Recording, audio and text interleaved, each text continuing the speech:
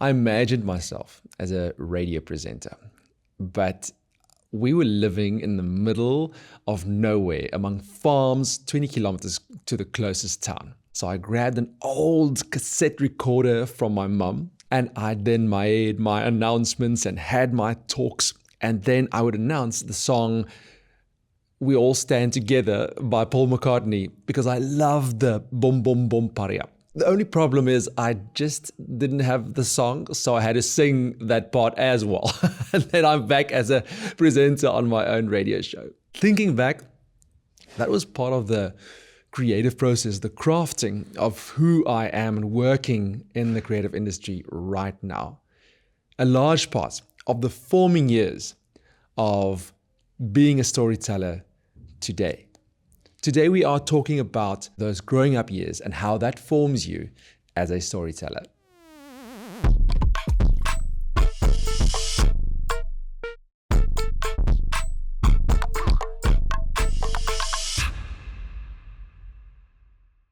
I grew up in the Lowveld. It's 20 kilometers far from the closest town. And at that time, I felt isolated to a certain extent.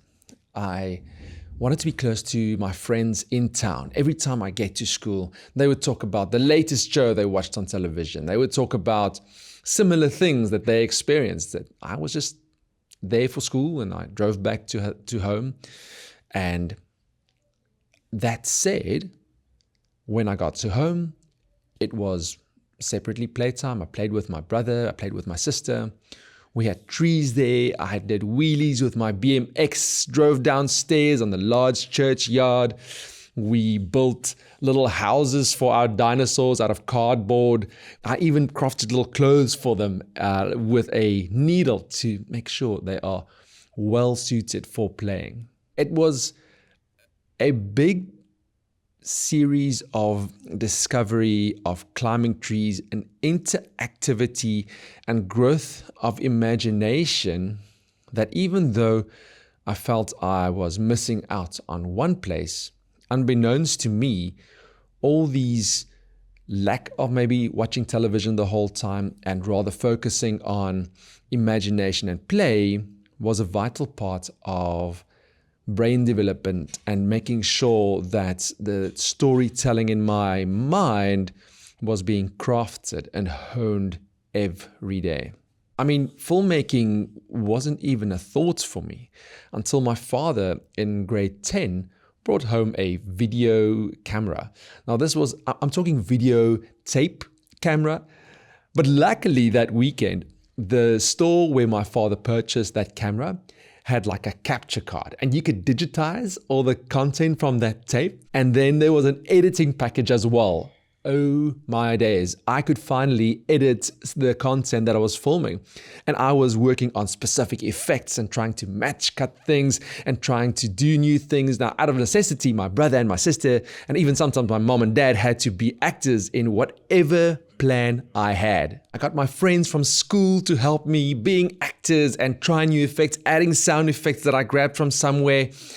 And I even attempted to add a video to one of my accounting projects in an attempt to improve my marks.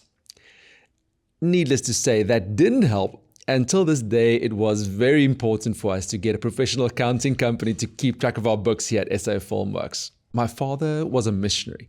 And even though, yes, of course, we got a lot of exposure on a creative side, people always donated old computers to the mission field. You know, people needed to gain access to technology, learn Word.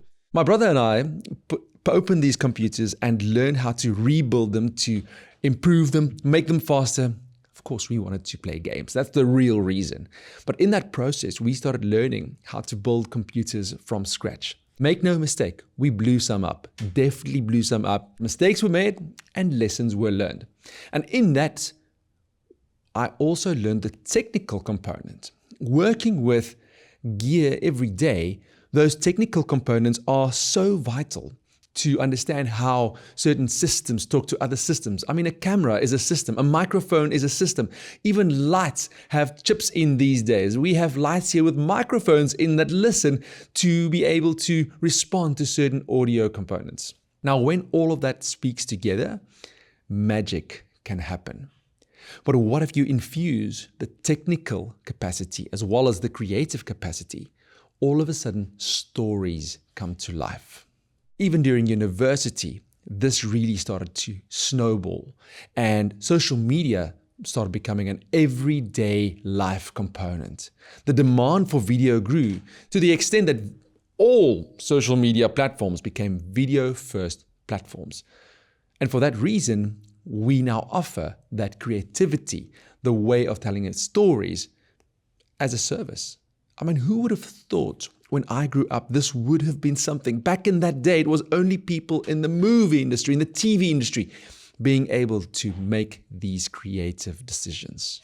In 2014, my wife and I made the decision to work with an amazing team of filmmakers and create our very first feature-length movie.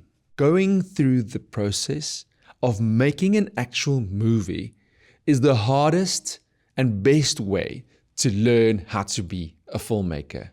And in that process of writing, I realized that the characters that I am writing into the script, the ones that resonated most with me as well as the audience, was the ones that I pulled inspiration from people I knew in real life, as well as experiences that I had in real life. Some of the characters that were less believable were the characters that I created and crafted and assumed, and I almost synthetically created their wants and the needs. The lesson that I've learned was that pulling from my personal experience, authenticity of that story started seeping through, started coming through, a proper way of making characters believable. Even your antagonist, understanding that that antagonist has needs and wants that can be believable. Not every movie has to have a very clear bad guy with no background and he's just intentionally malice. It kind of loses credibility. This experience of exposure to fascinating people, to various surroundings, to being intentional in asking interesting people quality questions is such an important part of your storytelling journey.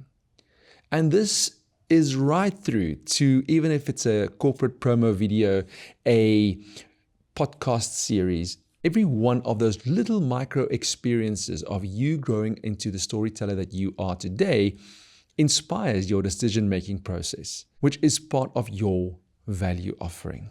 I want to inspire you to really look at the way that you have grown up, the surroundings that you grew up in, your siblings, your folks, the wonderful people that you find yourself working together with. Ask questions about them. Ask them about their wants, their dreams, how they pursue it, what their failures are. These people inspire characters for you and make you understand humanity so much better. And specifically, if you deal in the real life, we're working with real people living in the real world and telling real world stories. You can have the best camera, the best lighting, the best microphone. But if your stories aren't resonating with your audiences and aren't believable, that camera, it's not going to save it. Really delve deep, but be intentional. When you are in a surrounding where people are doing interesting things or have certain opinions, don't just hush them with your own opinion. Don't talk over them. Really let them talk it through so that you also have an understanding of who they are. This is a real life thing, but also great inspiration for your next story that you will be telling. Keep on growing as a storyteller. Merge your technical know-how, learn how that works to be able to grow that creative storyteller that I know you are.